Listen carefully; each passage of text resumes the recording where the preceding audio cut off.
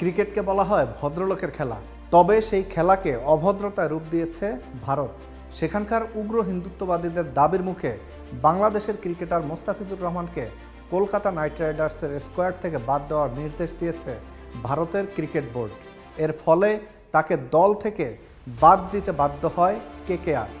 এখন প্রশ্ন উঠেছে, মোস্তাফিজকে যে 12.5 কোটি টাকা দেওয়ার কথা ছিল সেটি আসলে কে পাবে, মোস্তাফিজ নাকি কলকাতা নাইট রাইডার্স?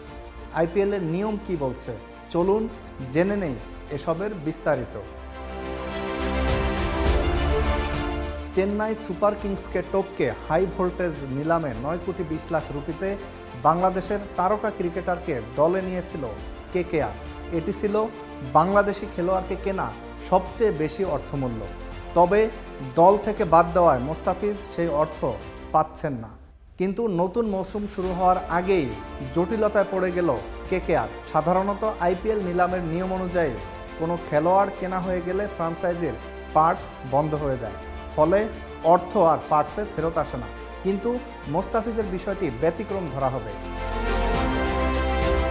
এখানে খেলোয়াড়ের নিজস্ব সিদ্ধান্ত বা চোটের কারণে নয়, বরং কূটনৈতিক ও নিরাপত্তাজনিত পরিস্থিতির কারণে বিসিসিআই নিজেই ফিজকে স্কোয়াড থেকে প্রত্যাহার করার নির্দেশ দিয়েছে।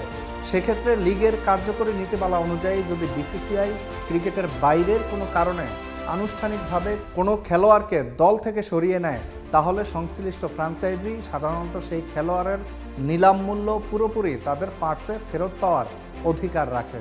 সেই হিসাবে কেকেআরের পার্সে আবার 9.20 কোটি রুপি যুক্ত হওয়ার সম্ভাবনা রয়েছে। অন্যদিকে ফ্র্যাঞ্চাইজি নিজ ইচ্ছায় মোস্তাফিজকে ছাড়েনি, সেক্ষেত্রে তাকে কেকেআর কোনো অর্থ দিতে বাধ্য নয়। এখন ফোর্স মাজেউর ধারা কার্যকর হবে। মোস্তাফিজকে ঘিরে যে পরিস্থিতি, তাকে মূলত চুক্তির ফোর্স মাজেউর ধারা বলা হয়। ফোর্স মাজেউর হলো কোনো পক্ষ তাদের নিয়ন্ত্রণের বাইরে ঘটে যাওয়া ব্যতিক্রমী অবস্থার কারণে চুক্তির শর্ত পূরণে বাধ্য থাকে না। এখানে কেকেআর একটি চুক্তির পক্ষ, তবে বিসিসিআই এর নির্দেশেই মোস্তাফিজকে আইপিএল থেকে সরে দাঁড়াতে হচ্ছে বলে ফ্র্যাঞ্চাইজিটির উপর চুক্তিগত দায়বদ্ধতা থাকছে না। তবে মোস্তাফিজ যদি কেকেআর বা বিসিসিআই এর কাছে কোনো ক্ষতিপূরণ দাবি করেন, সেক্ষেত্রে বিষয়টি কিভাবে গড়াবে তা এখনও খোলাসা করা হয়নি বিসিসিআই বা কেকেআর এর পক্ষ থেকে।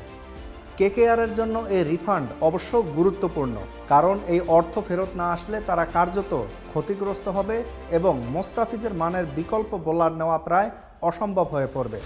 বিসিসিআইয়ের সচিব দেবজিৎ সাইকিয়া নিশ্চিত করেছেন যে কেকেআরকে বিকল্প খেলোয়াড় নেওয়ার অনুমতি দেওয়া হবে, তবে ঠিক কিভাবে এবং কখন 9.20 কোটি রুপি ফেরত দেওয়া হবে সে বিষয়ে তিনি এখনও স্পষ্ট কিছু বলেননি। কিন্তু চুক্তিধারার ফোর্স মাজেউর অনুযায়ী ব্যতিক্রমী পরিস্থিতির ফলে এই অর্থ পাওয়ার সম্ভাবনা রয়েছে দলটির।